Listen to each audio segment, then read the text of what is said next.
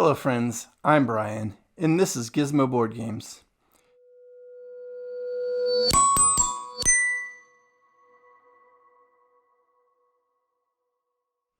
And today, I'm reviewing Discordia by Iron Games, designed by Bernd Eisenstein. Hopefully I got that right. I should know German by now, living in Germany. Art by Lucas Sigmund. It's a game that is a little bit tough to explain. So I think I'm going to not try to explain it as a whole, but let's go ahead and go to the overhead and take a look at a little bit of a run through of how it plays, and you can decide for yourself what kind of game it is.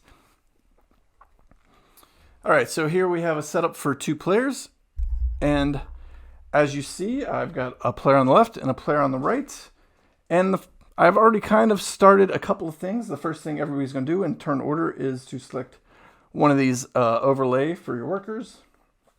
So I picked the white one here on the left and the blue one here on the right, and I'm going to go ahead and take a look at these closer. So as you can see, that's not very straight at all. Hopefully you can kind of make it out that on the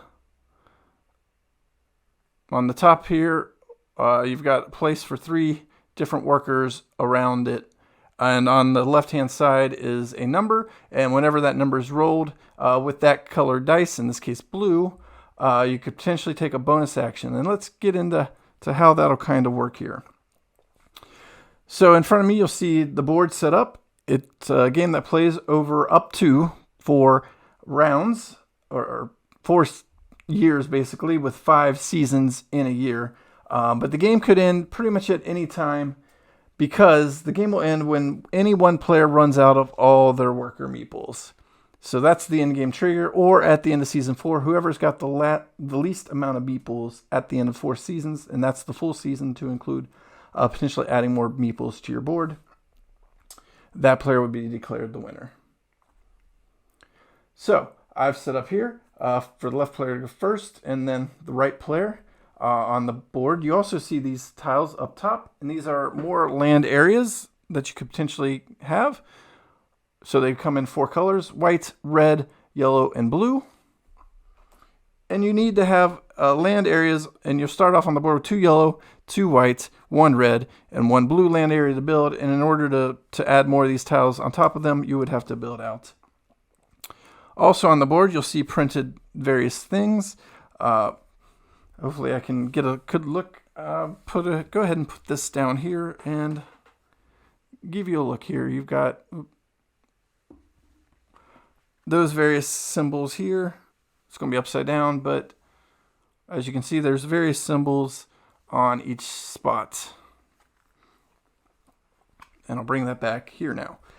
And so what you're going to do in turn order is the starting player will roll all 3 dice and then place them in their corresponding locations on the board.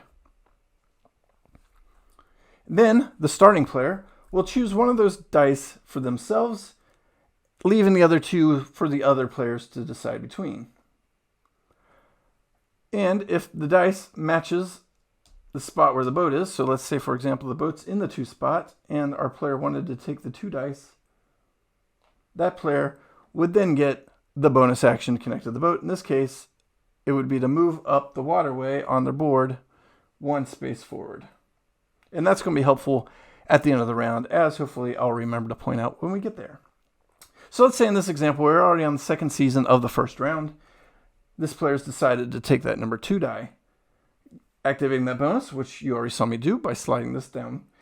In addition to that, because they've got a number 2 on a white, or if they had a number 2 on a blue, which right now they don't have any blue worker spots, but the number 2 would allow them to play one of their white workers onto a white worker spot on that, because of the number 2 on their overlay here. So let me show you that. Boom, it's grayed out. That means it could be any of the 3 colored dice, because there is no gray dice. And that's how you're going to get free worker placement on the white. So we'll go ahead and put the worker on top. And then this person would take any one of the actions on the board. And we've got these neat little overlays here. I'll show you a couple of them. Right there, the top So you're going to get your primary action and any bonus actions. In this case, the bonus actions for that were because the boat was in that position, they got to do the boat bonus action, and because they had a 2 on one of their land cards, they got to take that bonus action to place the worker there. But then you're going to get one primary action, and that primary action is going to come from either the card at the position. In this case, I believe the 2 position had this card, so you could either take the top action, and there's the white line to designate between. That would be to build again, and that's to go up here and take any one of these 6 building overlays. So maybe they wanted to take this and they would add it to their board.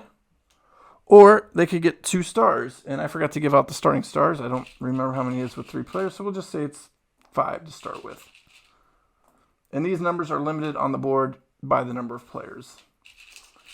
So I'll go ahead and throw them some stars. I don't know if 5 is the right number, but we'll give them each player 5 stars.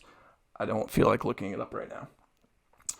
But the second potential action they could do in that spot is to take 2 more stars from here if they chose that as their primary action. Again, you're only getting 1 primary action choice for your die roll. Or you could take any one of the available tiles below that. So in this case, they could take either one of these red tiles and add it to their board, assuming they've got land to put it on.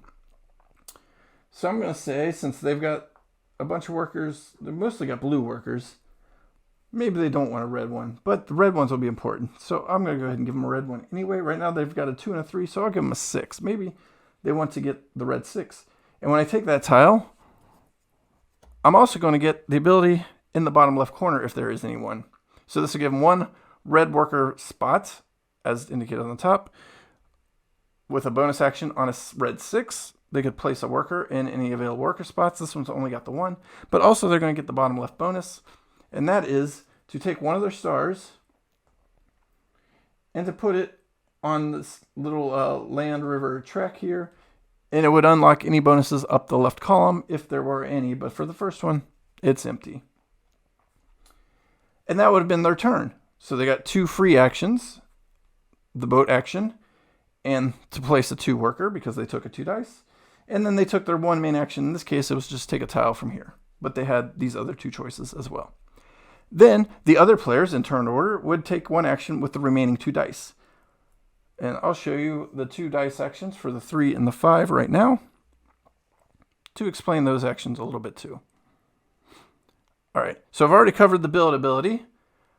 These actions are all the same. You either can fill 1 red worker spot, 1 yellow worker spot, or 1 blue worker spot. So the second player, having blue worker spots, might want to go ahead and take this 5 dice because that would allow them to place workers on the blue spots. And again, if they had a 2 to play, they would have been able to take the boat action too. So they're going to go ahead and take the blue worker spot, just to show that. They're going to take, using this blue worker single action here, and place a blue worker on top of their blue worker spot. Play would then pass to the next player, next player, next player, so on until everybody's had a turn.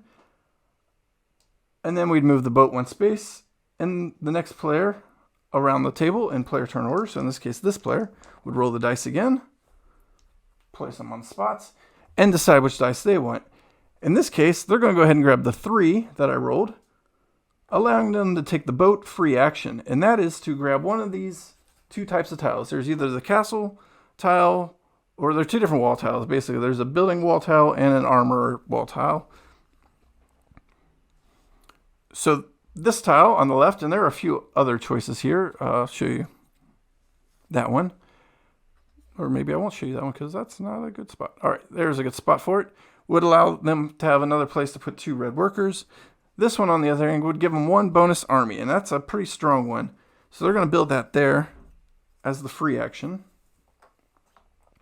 And you can only build up here if you've got a blue port. So in order to build another one, I'd have to have a second blue port. But everybody starts with 1, and they'll go ahead and take this one. Then they would take their basic action on the 3 die. We've got place red workers, place yellow workers, get a star. Or to take one of the tiles below that work spot. In this case, they don't have any red spots or yellow spots to place workers. And they probably don't want a star, so they might just take this tile to give them this white one. They're going to take this bonus action, which is to move down the river 1 space. And now they'll have bonus on 1 and 4. And somewhere to put white worker. Then they would pass to the left. This person's got 2 different 2s to choose from. And I think they're going to do something I haven't shown you yet. And that is to, everybody's going to start with one of these with the ability to get more later. It's a die bonus action, I guess, ability. Where they can, for each one of these, make a die 1 less or 1 more by flipping it over. So they're going to go ahead and do that. Flip this to the use side. That way they can make one of these 2s a 3. That'll be pretty strong for them because now it's a 3 for them, but them only. So it's going to stay a 2 on the board, but for them only, it's going to be a 3, allowing them to take one of these actions. So maybe they would just take this tower here. I'm not going to worry about what it is. It gives them a bonus 1 or 2 where they can exchange workers. That's what that symbol means. But also they'll get 2 right now bonus movements down the river. 1, 2. And with the 3 action, they can also place another worker on the 3 there, filling this card up. All spots are now filled there. And with the 3 action, they can then place a red worker, a yellow worker, or take a star. They're going to go ahead and place a red worker on the red worker spot, filling that one up. And that'll be important, as we're about to explain here in just a second. Because as we move into the 4th of the 5 seasons in this year, the boat's going to come into this spot. And some things happen when this spot. First, we're going to flip over the second of these 2 army tiles. These are kind of invader tiles.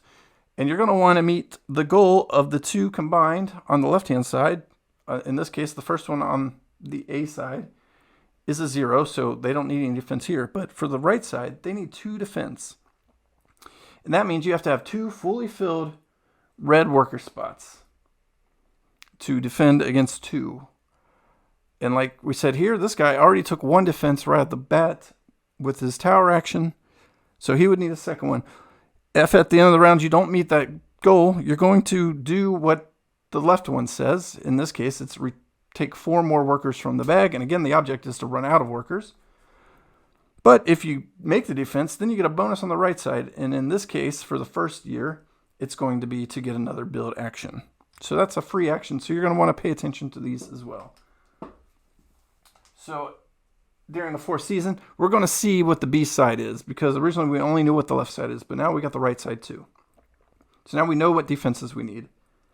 The second thing that's going to happen is, and I've got this neat baggie. This doesn't come with the game, but I use it to help shake up these tiles. The game just wants you to kind of pull them out and shuffle them, but it's a lot of tiles.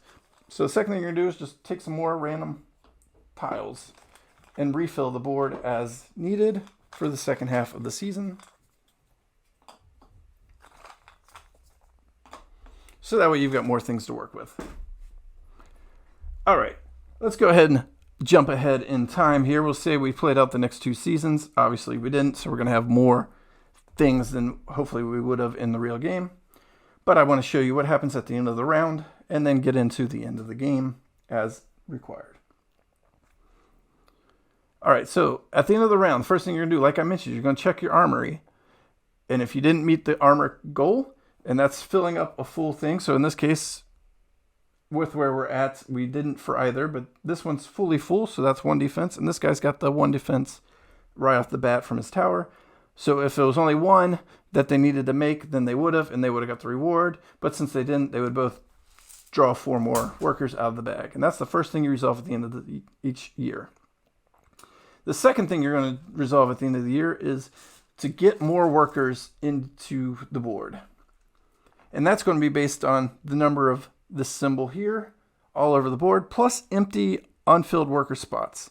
So like if this was how this person ended the round, they would have 1, 2 for those empty spots, plus 3, 4, 5, 6, 7, 8, 9, 10, 11, 12 of those icons. So right now they'd be drawing 12 more workers. But then you look at your river to see how far down your river you are. You're going to subtract those workers. And then after that, you're going to take those workers from the bag and add them to your collection. After that's done, you're going to take any workers from fully filled locations on your board. So if this were the person whose turn it was, after they drew out their however many workers they need to draw, they would return these fully filled spaces back to the bag, giving them more places to place workers again in the next round. So it's very advantageous to try to fill these up as much as possible because A, the more empty spots you have on the board, the more workers you're going to have drawing, and B, if it's filled, you get to throw them back in the bag, freeing up those spots for the next round. The third thing you're going to do at the end of the year is get rid of all the tiles from the top row, slide the bottom row up, and then refill a new row. You're going to flip over your used bonus, whatever they are, plus minus die markers, and then you'll pass the starting player to the left and start the next round with 2 new defensive goals to meet. All right, and that's pretty much how the game plays out. Again, you play it through 4 years or until somebody manages to place all the workers onto their board, basically allowing these workers in the theme of the game to have jobs in your village.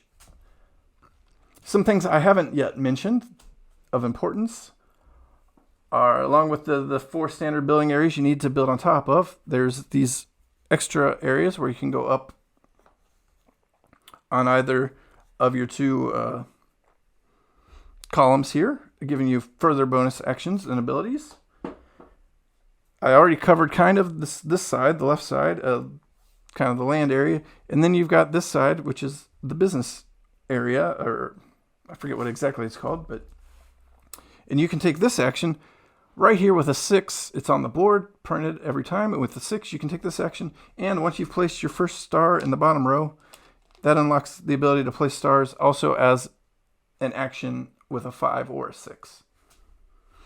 And these will allow you to do various things throughout the game. So it's advantageous to get up these boards. And eventually you're going to cover the draw extra workers icon that are printed on the board as well.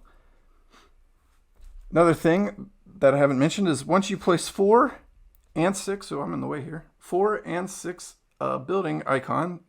So once I get more of these on the board, say like that, 4, I get to take one of these random additional tiles, which come in various action abilities. Some of them give you right away benefits. So like if you take that one right away, you place white workers and get 2 stars. This one would allow you to move up the water river track at the bottom of your board and up the technology track here, potentially unlocking more actions and more actions as you go up. And then the last type is this one, which makes a certain color of worker wild. So in this case, yellow becomes any color. So every yellow worker you have would become any color. And on the bottom half, once you get 2 different ones of these, in other words, once you make yellows wild and whites wild, you're actually making everything wild. That's what the bottom half says. Once you get 2 of these tiles, everything becomes wild. So these are important to kind of race to by getting 4 and 6 new buildings out. And these count as the buildings as well as the kind of the land areas. And one last thing you're doing in the game is racing towards the random goals, objectives, if you will. So the first one to, in this instance, get 3 towers, gets this objective, and they get to cover up this part of their board, taking the action covered. And that's going to be true when you place these land tiles too. Whatever ends up getting covered, you get to take that action as well. So it's more beneficial than just having these lands out, but it's also giving you more abilities too when you take them. And getting these objectives first allow you to cover up and take more abilities and actions. And this one, once you get 6 up this land river route, you take that one. This one, if you have 5 or more workers on 3 different red, you'd get that objective. This one's if you've built 5 different land masses, you get that objective, etc. There's many of these in the bag, and you're going to randomly, in a case of a 2-player game, pull out 5 of them. So that's a little bit of a race to try to be the first one to do that as well, because you're going to want to cover these up to avoid the negative draws and to get the benefit of the positive draw. And that's pretty much everything as far as how the game is played. Again, the first one to run out of workers is the winner. Or at the end of 4 years, once you get all the way through the drawing out new meeples as required phase, whoever has the least at that point would be the winner. And I think that covers it. So let's go ahead into the front view cam and get into my thoughts. All right, so my thoughts on Discordia, starting with the G for the Gizmo scale gameplay. What do I think about the gameplay? It's very tight. It's very tight. You're trying to get rid of all these meeples, and there's ways to do it, but with only one action per turn, and really only 20 actions for the game, you're starting with 15 meeples, and you're trying to get rid of, all of them, and you're grabbing probably another 10 to 15 more after the end of round one because you just haven't enough board space. You're talking about you're eventually got to get rid of 30 to 40 meeples in 20 actions, and that's tough. But I mean, it seems doable when I've played this mostly solo, and that's one thing I didn't mention is in the solo game. There's these. I'm making a lot of noise here, but there's these solo things that you're going to do, and solo player always gets the first turn. And what they're going to do is after you roll the dice, you're just going to flip over the first one and then remove the die, remove the bottom village tile in that row if there are any, and remove something else from the board, more than likely. In this case, you'll remove one of the towers. In this one, you would remove a star. This one, you would remove a star, and this symbol means to reset the stack, so then you need to reshuffle all these up.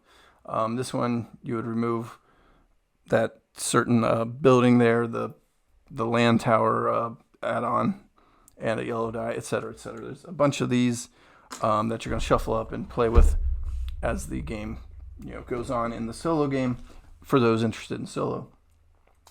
The solo mode's even more tight than playing in person, at least from what I found. In person, we both got close to getting rid of all our workers. I think we finished at the end of round 4 or year 4, whatever the case is, whatever you want to call it. At the end of the game there, I think he had 4 left and I had 8 left. So we probably would have got it with one more round for sure. But in my solo plays, I've always finished with a good handful of workers still. And I think that's one of my nicks against the solo play is because when you're playing head-to-head, at least especially in a 2-player game, that's all I played it. The solo player kind of plays like a 2-player game, and then I played it with my buddy in a 2-player game. In the 2-player game, every other turn you're getting a choice between 3 dice, and that's big, especially when you're talking about like using the bonus ship and stuff. And this is probably different on a 4-player game, so I could feel a 3 or 4-player game being more tight like the solo game was.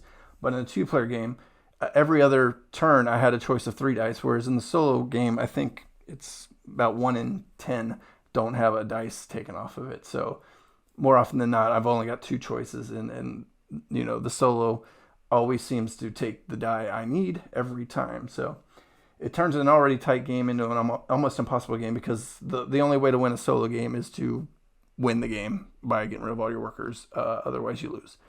So there's no beat your own score or beat another player or anything. It's just a way to lose your abilities on the board and the die roll in your quest to get rid of your workers. But I think it's an interesting gameplay. It's worker placements with limited places to put the workers that can grow over the course of the game. The other neat thing to keep in mind, I guess, when you're playing this game is the die numbers that are on them. You want to try to make it so eventually you have something to do with any given die roll. So in this case, if I could manage to get those 3, I'm in a bad spot again. I should pay better attention. With a 1, a 4, a 6 of any color, or a 2 and a 3 of yellow, I'd have free worker actions. And that's a big key, is getting all the free actions you can. And that's going to, build as the game goes on. So it's got a nice build aspect to it, too. It's got some dice mitigation. Everybody knows I'm not a big fan of random and dice, but you start off with one of these, and there's, you can get more along the game, depending on how you play the tracks, or depending on which of the tiles come out, etc. So you've got some built-in dice mitigation, but all of these are going to be limited to depending on the player count. So you're not going to have unlimited access to the things that are available. They're all going to be very limited depending on player count. But the gameplay's fun. It's quite strategic. These action tiles that you're putting on the die spots are, obviously movable, so they're not printed on the board. And I've also got, I don't know if this comes standard or not, but my buddy at Essen, if I can find him here, was able to get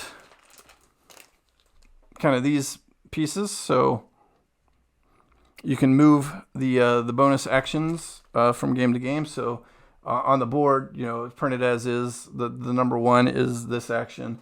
The number 2 is the move down the river action. Number 3 is get the tower action. 4 is the star. And 5 is to exchange 2 meeples. Whereas with this, if it leads to some variable setup on the action abilities as well. But I'm not sure that comes standard. I think that might have been an Essen exclusive. So you might not get that with your game, but I could see it being something you could probably print out and do on your own if you needed to. So the gameplay's fun. I enjoy the gameplay. It's a nice thinky game with variability built in based on just the number of things on the table, how they're coming out, how you've got a bag of meeples, so how they're coming out definitely leaves a bunch of good gameplay, good variability here, and I want to get into that later. So let's move on. How are the ingredients? And I've added art to the ingredients, I think, since the last time I've done one of these Gizmo ratings, because I didn't really include that anywhere. So I wanted to make sure I acknowledged the art as well. This one is good. The ingredients, like the tiles and everything, are nice and sturdy. Wooden, meeples, wooden stars, decent cardboard. It's not gonna be super flimsy. I wish the game came with another bag for the tiles, but I had one laying around anyway, no big deal. It would have been nice instead of trying to shuffle a big stack of tiles. If you've tried to shuffle tiles, it's hard. The art it's not bad. It's not great. It's average, I guess. It's got a Roman-esque feel. The theme hints at ancient Rome. The art, not so much. Little pinwheel down here, or water wheel, I guess. And it's okay. It's not bad. It's not the greatest. One thing I don't like, but I appreciate, if you want to say that, is the player boards were all build your own kind of. So they're nice, really cardboardy, soft, light cardboard, but then they came with the overlays that you stick on. So you don't have big sturdy player boards, but you've got, the dual layered build it yourself, which is interesting. It saves on the packing and the weight, I think, but if I had a full-on just dual layer board from the start, I think that I might have liked better than just the flimsy thing with the taped on overlay. But it's not bad. And so ingredients are okay. Not the greatest, but not the worst either. All right, that brings me to Z. Is it easy to play? Yeah, for the most part, it's roll dice, do actions. It's a little complex to kind of teach and learn. I think that you only get one action, but you might get more actions based on where the boat is and where the die roll matches up with what you've got in your tableau already. A little complexity in there, but not hard once you get the hang of it. A lot of complexity in trying to make the workers disappear. So from that aspect, it's a bit rough, but not overly hard. I could probably teach this to someone who's familiar with board games. I wouldn't want to do it as an introductory game, I don't think. So it's not too hard to play, but it's not super easy either. A lot of complexity in trying to min-max your action selection for sure, more than how hard it is to play the game. It's pretty easy to play the game. Roll a die, pick one, take an action. Not hard, but the complexity comes in making the most of your actions and getting the most out of every die roll. Because again, like I said, you have 4 seasons or 4 years of 5 seasons, 20 actions in the game. So you really got to manage your board and get the most out of every single turn. All right, more of it. I already hinted at this with gameplay. I seem to do that every review. There's plenty of variability in, the die roll are going to add to variability. The number of meeples and the randomness that you're pulling out, the number of, these banners and the objectives. Like, there's probably a good 10 to 15 of each, and you're only going to see 4, 5, 6, 8, 10, I think, depending on player count each game. The towers are pretty varied. So there's plenty of things in here to vary game to game, but in the end, it's also kind of the same game to game. There's only so many actions you're going to do. You're going to place workers on one of 4 different color tiles, depending on which tiles obviously they're going to be varied from turn to turn, round to round. But in the end, you're just going to play, workers onto them. There's only 5 seasons, so there's only 5 potential bonus actions.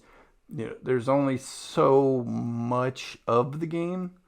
So I think it could become a bit samey after a while, and that's one of the main things I look at more of it are 2 aspects. Do I want to play it more? And for this one, yes, I'm really enjoying playing it. I like the unique mechanicness of it and trying to get the engine that I need to get rid of the workers. I really like the concept of you want to get rid of the workers to be the end game.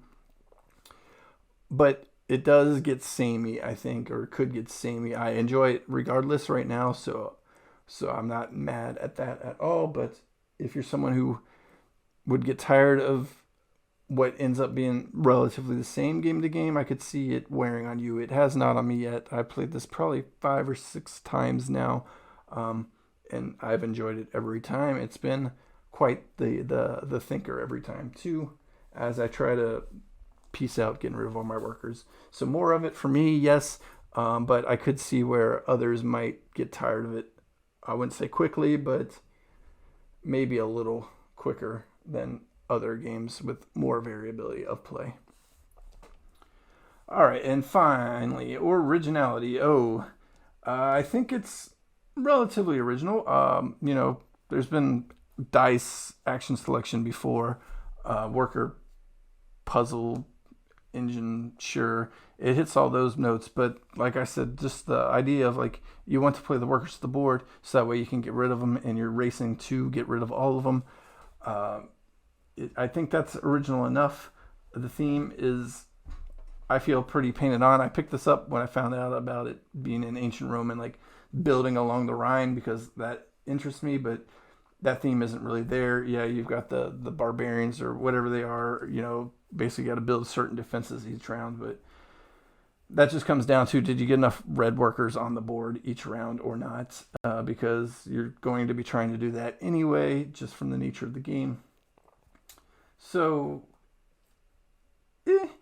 it's theme-wise pretty tacked on and not super original. There's so many ancient Rome tribal building games as it is. But play-wise, I think it's decently original in the aspect of, you want to build up your lands so that way you can put the tokens on them, so you can put the workers on the token to get rid of them to win the game. And it's a lot of good thinkiness in all that. There's some tracks to go up if you're someone who likes to go up tracks and unlock bonuses, and you're probably going to want to do that in this game to an extent as well. But if you're doing that on turns, then you're not placing workers on turns. So there's a lot of thinky, grindy meatiness to this, and I enjoy it. It's a fun game, one I putting on the table again and again since I got it in October, and I feel like it's decent enough to introduce to other people. So getting into my final thoughts, I guess I kind of did get into my final thoughts there a little bit because that definitely wasn't talking about originality. I like the game. It's a fun game. I would call it a probably medium-ish weight, Euro-ish game, and it's got enough here to keep me coming back. So I give it a 4 out of 5 gizmos on the gizmo scale. And it came to like an 8 on, the BGG. I think 8.3 is where it mathed out to on the Board Game Geek scale out of 10. So that puts it in a pretty good place. It's among one of the better games that I have or have played. And I like it. So I'm going to keep playing it until I get tired of it, I think. And I don't see that anytime soon. And that's my take on Discordia. I hope you liked this review. If you did, give me a thumbs up. Subscribe if you want to see more reviews and other videos. I do top 10s, etc. Weekly. I'm trying to put out more than one review a month, but that's kind of my minimum. My gizmo guarantee is one review a month. And if you like Discordia, let me know in the comments below. And if this video helped you make a decision one way or the other, whether for or against making this purchase on your own, I appreciate you letting me know. Because I'm doing this to help you make a decision, and hopefully I explained it well enough to give you an idea of whether this game might or might not be for you. All right, thanks for watching. Bye.